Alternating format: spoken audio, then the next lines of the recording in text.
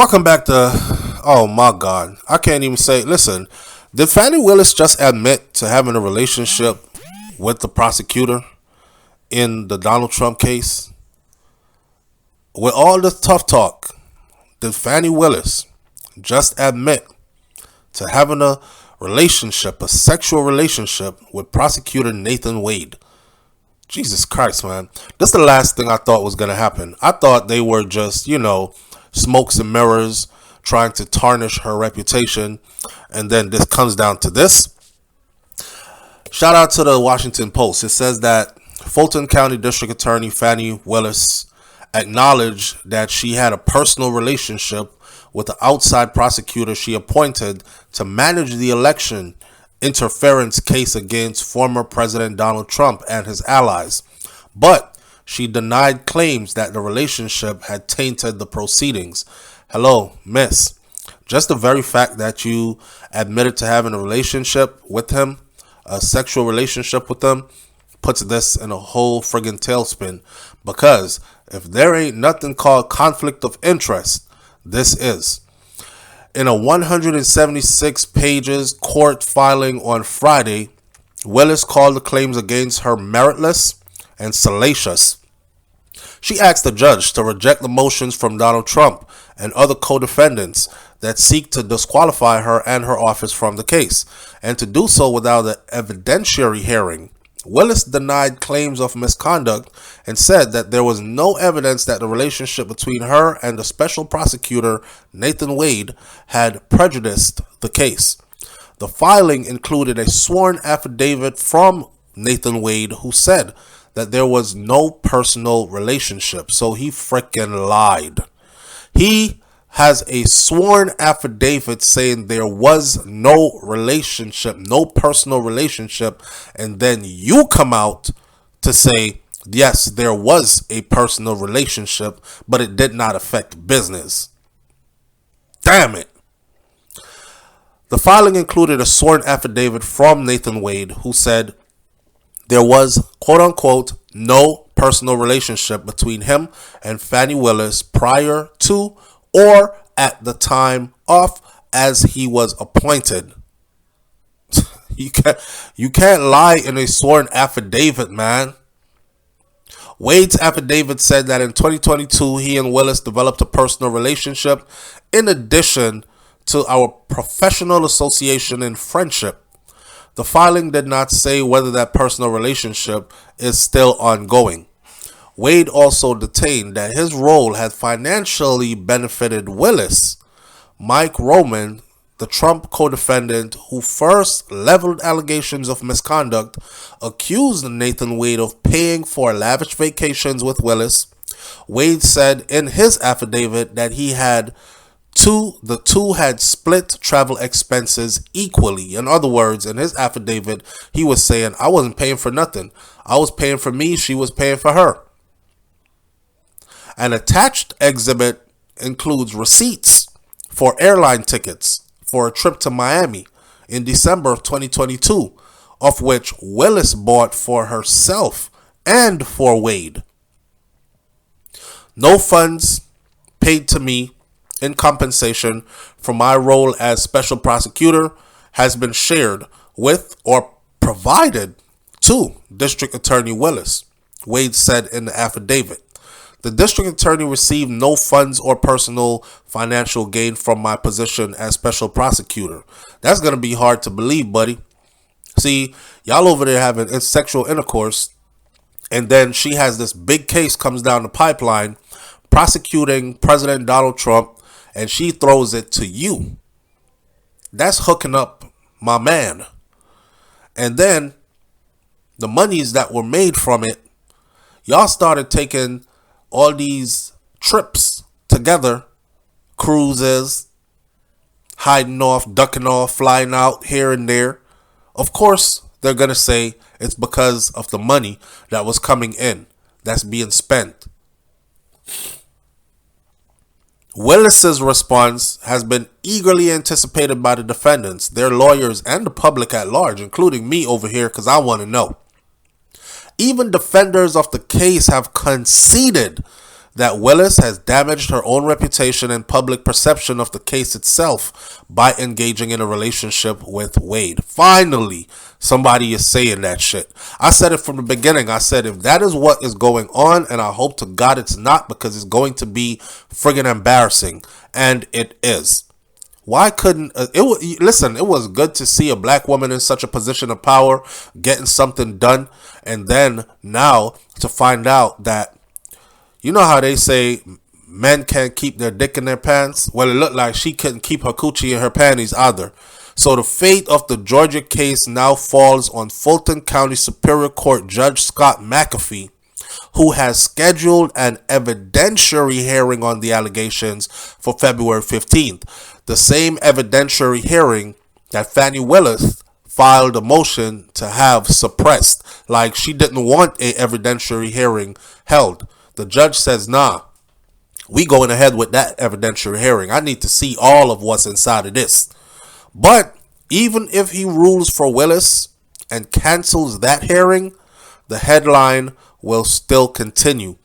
A Georgia Senate committee is also investigating the allegations, and Representative Republican Marjorie Taylor Greene, a Republican from Georgia, has referred the matter to the Georgia Ethics Commission for potential sanctions, and also requested that Georgia Governor Brian Kemp, who is a Republican, or Attorney General Chris Carr, who is another Republican, launch a criminal investigation into all of this. In other words, the controversy is likely to swirl in public for weeks to come, with embarrassing questions about Willis's personal life and finances potentially damaging the public's and the future's jury's faith in her judgment and in the merit of this entire case. The response contains numerous citations of case law that Willis claims render all three motions to disqualify her meritless. A personal relationship among prosecutors does not create a conflict of interest, she wrote. A personal relationship among prosecutors does not create a conflict of interest, she wrote. This lady is sleeping on her friggin' head. What you mean it doesn't? Oh my God.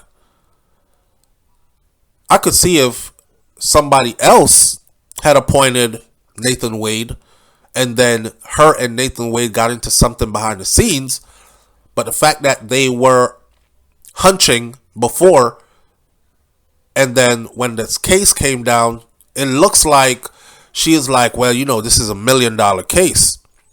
Well, how could I get some of this money? Because if I don't prosecute it, I can't get any of the money. But what I can do is I could put the man that I'm having sex with, because he qualifies to be the main prosecutor, and then when he gets the check, we'll split that check. That's what they're going after. So just the mere fact that they are having these relations, and the mere fact that they can prove that they flew out, that they went on cruise together, that they are doing other things together, and the fact that she lied about it first and now admits it, and the fact that he lied about it in a sworn affidavit. I want y'all to know something. Nathan Wade's wife, soon to be ex-wife, in his divorce, which is ongoing, she's the one that added these receipts to the divorce packet. And Nathan Wade filed a motion to have these receipts, to have the divorce packet sealed, so the public would not know the information that's inside of it. She said, yep, him and Fanni Willis going at it, and I found receipts, and I'm putting it in there, and I'm letting the public know, because he trying to divorce me and leave me high and dry after I dedicated 20-something years to him to make sure that he got to where he needed to go professionally. Now he's about to just collect his big check and just shit on me and leave me alone. It's not going out like that. I need my share of the money too. You can leave if you want to leave, Nathan, but you ain't leaving me broke. Not after I dedicated all them years to you and made sure you got to where you needed to be. Willis's response came more than 3 weeks after Roman, a former high-ranking campaign aide during the 2020 election, alleged in court filings that Willis was engaged in a personal romantic relationship with Wade. whose firm had been paid more than $653,000 by the district attorney's office since he was tapped as the outside prosecutor on the case in November of 2021. Roman claimed that Willis may have broken the law by hiring Wade and then allowing him to pay for vacations across the world with her that were unrelated to their work on the case. Wade and Willis, Roman's filing claimed, were profiting significantly from this prosecution at the expense of taxpayers. Roman's filing, which offered no proof to back up the sensational claims, called for the prosecutors to be disqualified and for the charges against him to be dismissed. Now, Roman's motion was later joined by Donald Trump and other co-defendants in the case, Atlanta area attorney Bob Chile, who are also seeking to have Fanni Willis disqualified and have those charges against Trump dismissed. Ashley Merchant, Roman's attorney, filed a quick response late on Friday, urging McAfee to move forward with the evidentiary hearing and accusing Fanni Willis and Wade of trying to escape accountability in a case where freedom and lives are at stake. If Mr. Roman had not uncovered the now admitted personal relationship between Willis and Wade, no one may have ever known about it. And it's true. And when Roman uncovered it, nobody believed Roman until Wade's ex, or soon-to-be ex, dropped the receipts. And the receipts backed it up. And then Donald Trump's people jumped on it. That raises the obvious and important question. If they had nothing to hide in the first place because they did nothing wrong, then why did they intentionally not tell anyone about it until they got caught with their hands in the cookie jar? Good freaking question. This court cannot just take their word for it. In other words, they've now proven to be people you cannot trust. Merchant has issued subpoenas for witnesses and documents for the February 15th hearing to back up her client's claims of misconduct. Merchant subpoenaed several banks, including American Express and Capital One, seeking financial records that are tied to Wade and his firm. She has also subpoenaed Willis, Wade, and nearly a dozen staffers and associates off the district attorney's office. I guess she gonna have people up there cross-examining them. Did you see any inappropriate behavior in the office? Were they getting it on? Were they spending extra time locked in one of them office? Did you ever see them moving as if they were a couple, etc., etc.? How much do you know about their relationship? The district attorney's office intends to file motions to squash those subpoenas, according to Willis's filing. Willis leveled withering criticism at Merchant for her attempt to probe her and Wade's personal life. By issuing so many subpoenas, Willis said, Merchant seemingly anticipates a hearing that would last days, that would garner more breathless media coverage, and intrude even further into the personal lives of the prosecution team in an effort to embarrass and harass the district attorney personally. This is not an example of zealous advocacy, nor is it a good faith effort to develop a record on a disputed legal issue. It is a ticket to the circus. Until now, neither Willis nor Wade have directly addressed or denied any more of these allegations. Bank records made public as part of Wade's divorce proceedings showed that Wade bought plane tickets for himself and for Willis on 2 occasions. They even had a trip to Aruba, purchased in October of 2022 on American Airlines, and a second trip purchased in April of 2023 to San Francisco on Delta Airlines. It is unclear if Willis reimbursed Wade for the tickets or went on those trips, but Wade, in his affidavit, implied that the two traded off paying for their joint trips using their personal funds and not the money that was paid to him for prosecuting Donald Trump. At the time, I have made and purchased travel for District Attorney Willis and myself from my personal funds. At other times, District Attorney Willis has made and purchased travels for her and I from her personal funds. Wade said in an affidavit, adding that he and Willis are financially independent and professionals.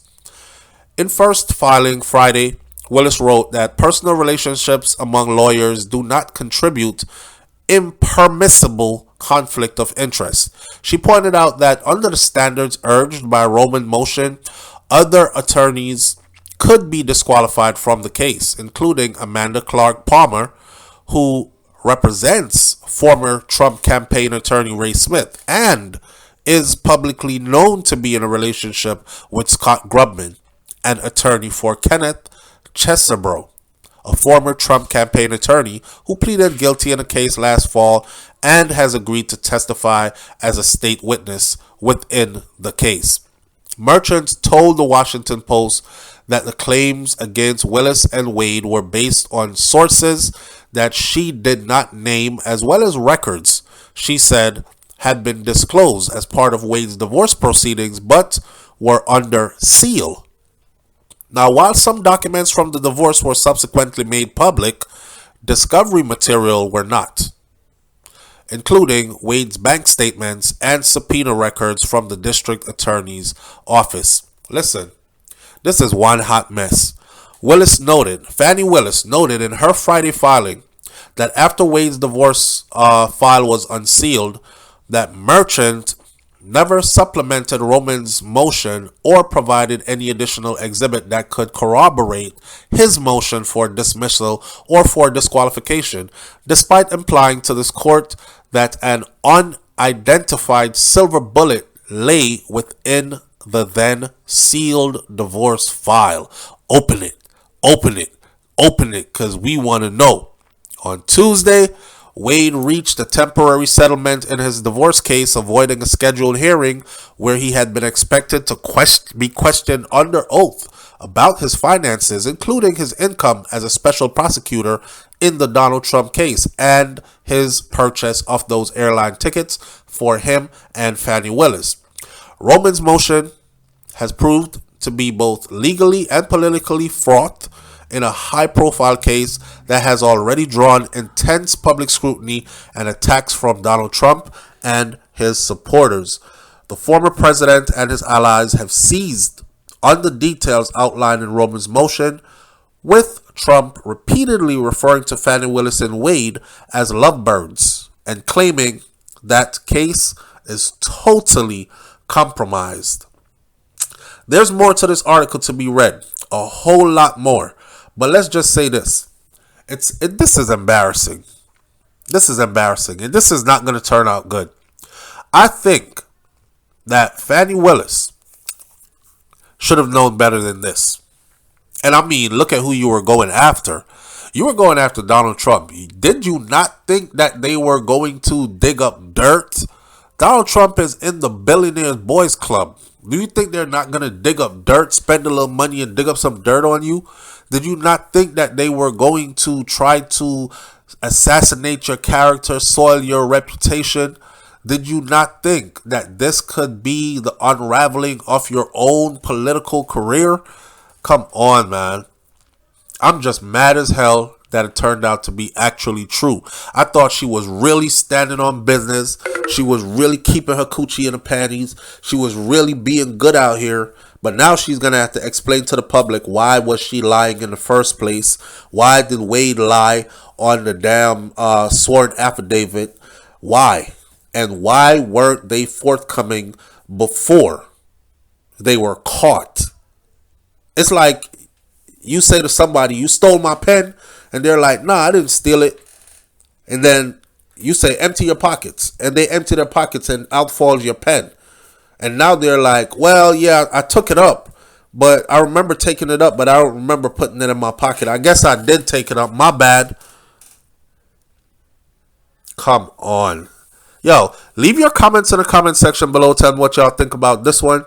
And I'll catch you on the next video. Also, in the next coming election, if you're voting, are you voting for Donald Trump? Or are you voting Democrat? Speak up. I'm out. Peace.